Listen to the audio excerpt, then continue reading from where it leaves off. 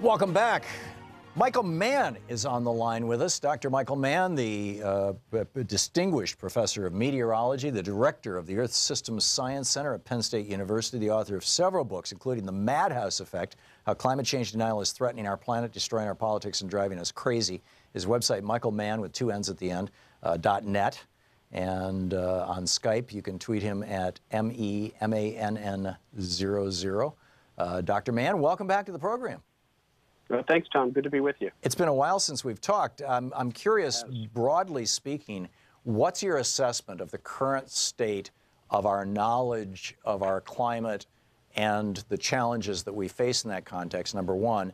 And number two, in the context of your telling the world about that, I'm curious what's happening with the various right-wing trolls and corporations and whatnot that have been, shall we say, hounding you? Yeah, so I don't think we've spoken since the election. And, of course, there's a lot of water under the bridge, metaphorically speaking.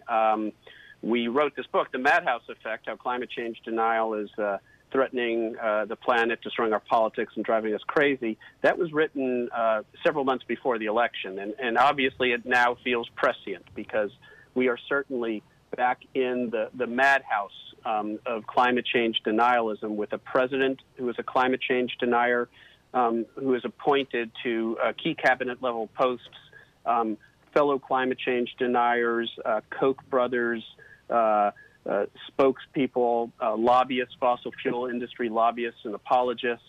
And as we know, in less than a year, Trump and those he's appointed to the EPA and other government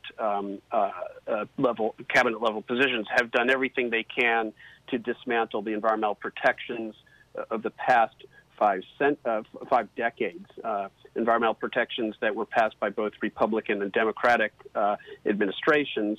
And, of course, he's done everything he can to undo the progress that was made on climate change under the last administration, the Obama administration, which includes withdrawing from the Paris Accord,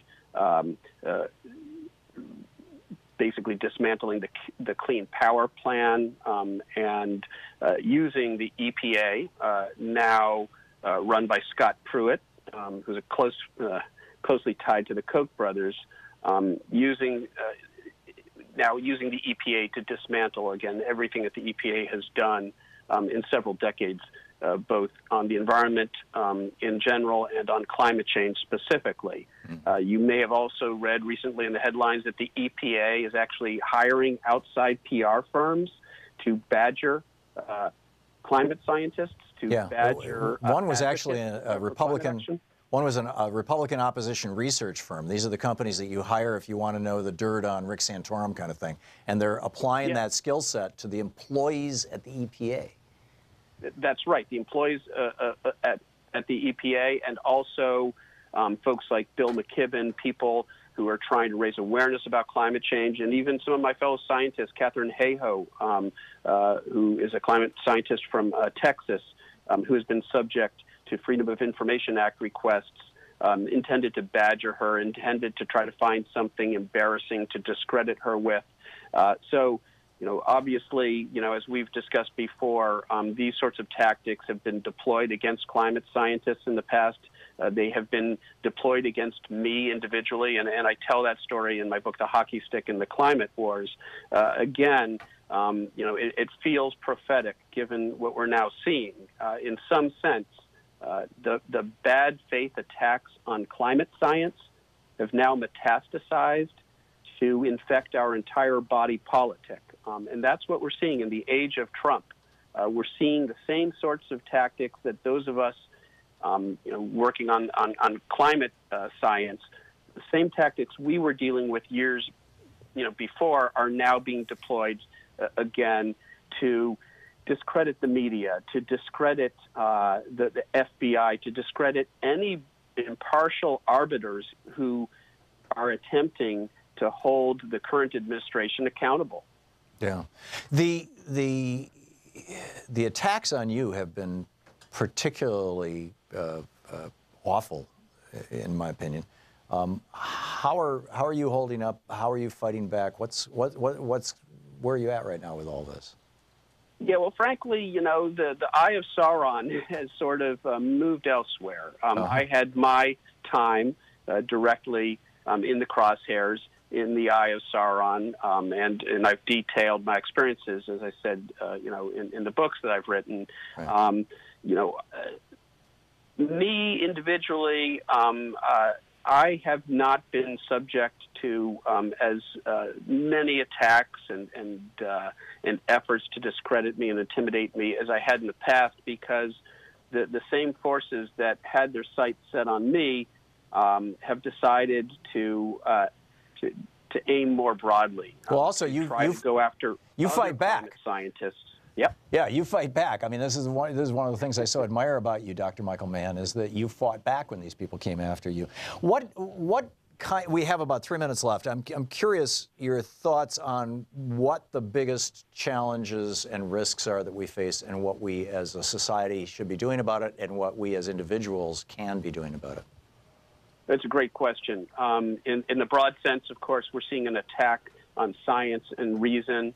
An effort to discredit, once again, honest brokers who are simply advocating for a fact-based discourse. And that applies to our politics writ large now in the era of Trump, but it certainly continues to apply to efforts to act on climate change, where the U.S. has gone from a leader under the previous administration to a follower. We're literally now the only country in the world that has not signed on to the Paris Accord, or to be more specific, that had signed on and is now on the outside looking in because Trump has withdrawn from that accord. We stand alone in the world. Even Syria got on board a couple, more than a month ago, leaving us, again, the sole, nation in the world that has not signed on to this international agreement to act on climate change. We've got to get past that. Obviously, right now, we have an administration that is acting in bad faith when it comes to the issue of climate change. We've got a Congress that's run by Republicans who are in the, who are in the hip pocket of fossil fuel interests and the Koch brothers and have no interest in acting on this problem. The good news is, in less than a year, we have a midterm election, and we can decide to elect politicians who are willing to move forward on this issue and do, not the bidding of these fossil fuel interests, but represent our interests in acting on this existential problem that is impacting us now in very obvious ways. If you're following the wildfires out west, the superstorms we're dealing in the east, the impacts of climate change are no longer subtle. They're impacting us negatively now. It'll get much worse if we don't act. We need politicians who will act. Right. Do you, in the last minute here, Michael, do you think that, like when the tobacco industry got taken down, basically all that Sturm and Drang about whether tobacco causes cancer just kind of went away? Is this entirely the fossil fuel industry, or is this larger than that? Well, it's larger than that in the sense that it's the same sort of right-wing interests, the Koch brothers and other conservative funders who are against all manners of government regulation, and that includes regulating carbon emissions. So it applies to climate change, but it applies to everything else. And in fact, they've used the same playbook that was used in tobacco, that was used in ozone depletion, and any number of other past issues where the findings of science and the interests of the people have collided with powerful special interests, the profits of powerful special interests. So there's this entire infrastructure that exists in the form of think tanks and right-wing front groups to promote their message.